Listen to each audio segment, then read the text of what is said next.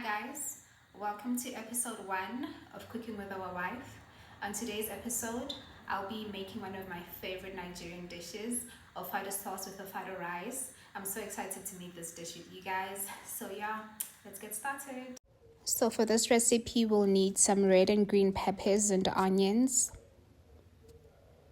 some cow tripe, cow lungs and intestines, some beef goulash, some washed Ofada rice. And just a pro tip, when cooking with Ofada rice, you need to make sure that you pick it out because it usually has a lot of stones in there. So just pick out all the stones and wash it thoroughly. Some pomo, some oil for cooking the Ofada rice, salt to taste, some Maggi cubes, some locust beans, some crayfish, habanero peppers, eggs, and some plantains. And I also just forgot to insert palm oil in there because this is a palm oil based dish. So in a pot, add in the cow lungs, cow intestines, and the tripe as well, some salt and some Maggi cubes. I like mixing the chicken flavor and the original Maggi cubes together. I feel like it enhances the taste better. And also just remember, when cooking a palm oil based dish, you don't need to add curry or thyme while boiling your meat. Just keep it authentic. In a separate pot, add the beef goulash and do the same thing as you did with the tripe. Just add salt and Maggi cubes for seasoning. I am now adding boiling water into a pot in which I'll use to cook my Ofada rice. So off camera, I've thoroughly washed my rice and I've picked out all the stones. So now we need to bring this water into a rolling boil before you can cook it. So in the meantime, I'm gonna add some salt and a little bit of oil. So what the oil does is that it prevents the rice from sticking together once the rice is cooked. So once the water is boiling hot like that, then you can add your washed rice in there and just let it cook. So now I'll be adding the red and green peppers into the food processor along with some onions and habanero peppers. And I'll give it a few pulses just to blend everything together. And just a pro tip, in case you don't have a food processor, you can always use a blender. Just add a little bit of water just so it can blend everything evenly out. So now once everything has been blended together, this is how it's supposed to look like. So I'll just blend the rest off camera.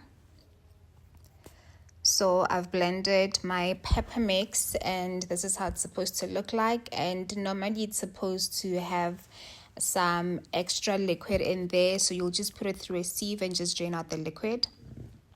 So now my protein has been cooked.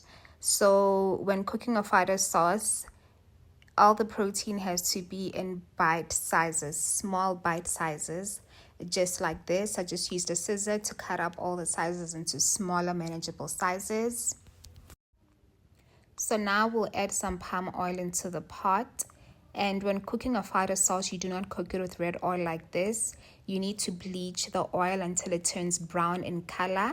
So you'll put your stove on medium heat and cover the pot and just let it bleach for a couple of minutes. So once your palm oil looks brown like this, then you know it's bleached. So you'll add some onions and then add some iru and then just let everything fry.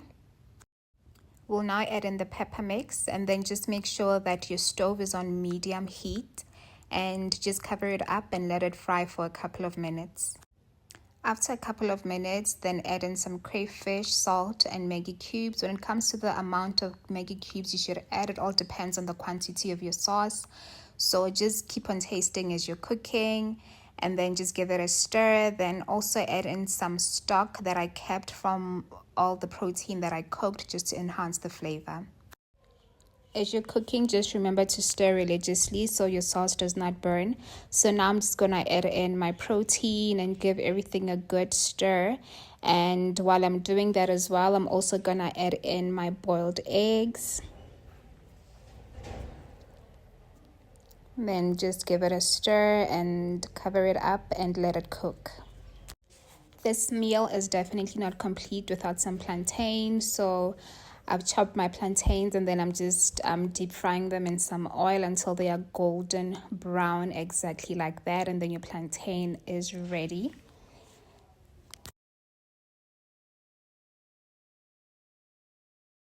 Whenever you're cooking any oil-based soups or stews, once your oil rises to the top like that, you know that whatever you're cooking is ready. So this is my Ofada sauce all ready and done. It looks amazing.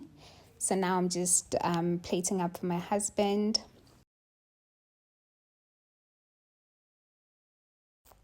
And there you have it, my Ofada sauce and Ofada rice all served up. It tastes so good, guys. I hope you guys try this recipe and I hope you enjoy it. Thank you so much for joining me. Till next time.